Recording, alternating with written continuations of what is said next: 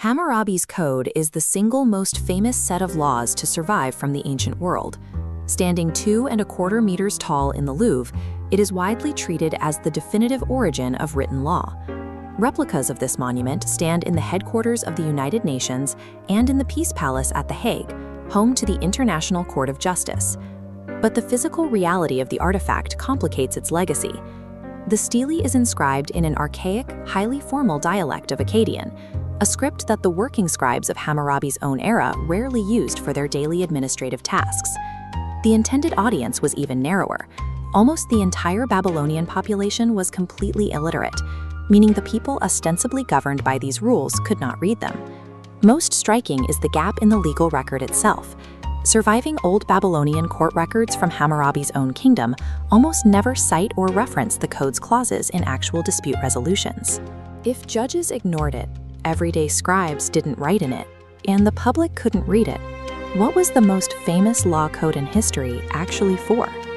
To answer that, we have to move 3 full centuries before Hammurabi. Issued between 2100 and 2050 B.C.E. by a Sumerian king, the Code of Ur-Nammu is the actual oldest surviving law code on Earth. This is a fragment of that code. It survives today as a light brown, sun-baked clay tablet, badly damaged, with more than half of its original text destroyed. Its modern rediscovery was entirely a matter of luck. In 1952, Assyriologist Samuel Noah Kramer translated the fragment only because a colleague, F.R. Krauss, mentioned in a letter that he had once joined 2 broken pieces together. Until that moment, this foundational piece of history had been sitting unexamined in an Istanbul museum drawer, catalogued as an unremarkable inventory number since 1901. What survives of Ur-Nammu's text directly contradicts the physical retaliation, the famous eye for an eye, that Hammurabi would later popularize. Ur-Nammu's laws favor monetary compensation. A broken bone, a knocked-out tooth, or even a severed limb typically called for a designated payment in silver rather than a matching physical mutilation. The code's prologue explicitly outlines economic protections for the vulnerable, guaranteeing that the man of 1 shekel would not be delivered up to the man of 1 mina, a direct promise that a poor man wouldn't be crushed in a dispute against someone 60 times wealthier. However, any attempt to frame this as a purely progressive, sanitized system fails when looking at the entirety of the surviving clauses. The code enforces strict, violent hierarchies. One specific law orders that if a female slave declares herself equal to her mistress during a dispute, her mouth is to be filled with salt. Ur-Nammu's code represents a genuine, messy artifact of early legal reform, reformist for its era, but entirely distinct from any tidy myth of modern justice. Roughly a century after Ur-Nammu, King Lipit-Ishtar of Isin issued his own laws around 1930 B.C.E. This text proves that Mesopotamian law was a continuously developing, horizontal scribal tradition, rather than a series of independent, top-down royal decrees. Lipit-Ishtar's laws survive in detail today because later generations of student scribes continually recopied them as part of their standard curriculum. These texts demonstrate an evolution in legal complexity. The students copied scenarios tackling advanced disputes, such as inheritance battles between multiple wives, and the legal status of slaves who had assimilated into free families. This diagram maps the core structural device shared by all these ancient codes, the casuistic form. Every law is built as a distinct if block, establishing a specific hypothetical circumstance, flowing directly into a then block, detailing the prescribed legal consequence. This rejects modern abstract constitutions. You won't find overarching declarations like citizens have a right to fair compensation. Instead, the logic multiplies into hundreds of specific hypothetical scenarios. This structure perfectly matches the rote memorization required by trainee scribes. Early written law was not designed as a philosophical declaration for the public. It was a practical training mechanism for the bureaucracy. Returning to Hammurabi's towering stele in 1750 B.C.E. with an understanding of this scribal tradition completely recontextualizes the monument, starting with the top relief, where the king receives his authority from the sun god Shamash. The artifact stood in a temple precinct. It was positioned to be seen by the gods and by history, not in a courthouse to be read by judges. Legal historian Amanda Padani has thoroughly documented that surviving contract tablets and dispute records from Hammurabi's own era do not cite his massive code in their actual rulings. This dimensional breakdown of the stele illustrates the first academic theory.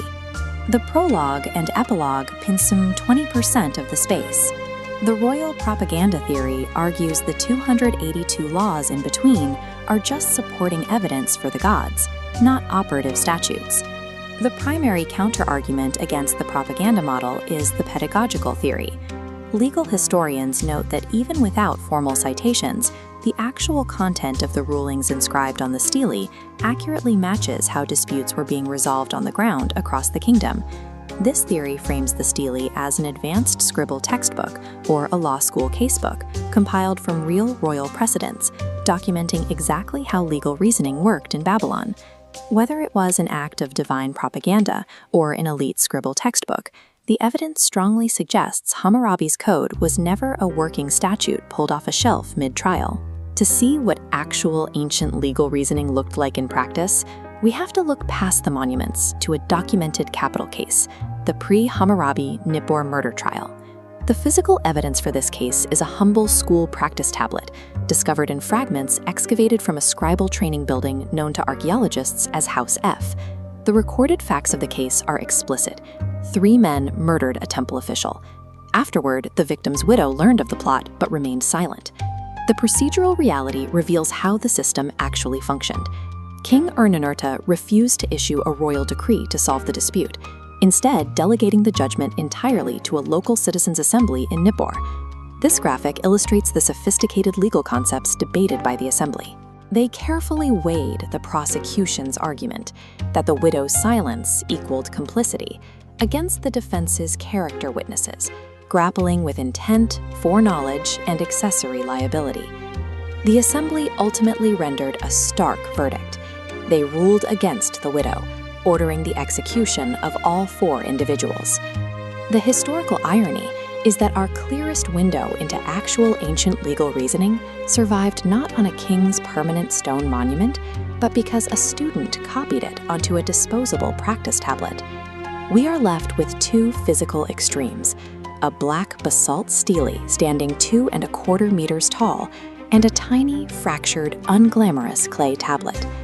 Together, they prove that the origin of written law is not a clean, straight-line narrative of kings handing down rules to obedient courts.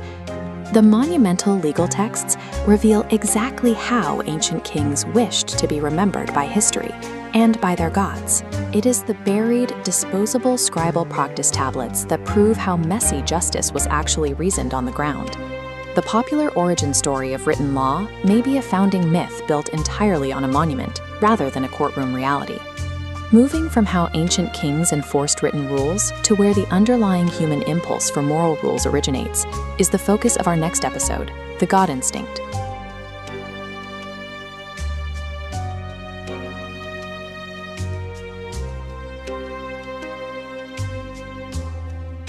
This is a dose of pure wowness at the end place.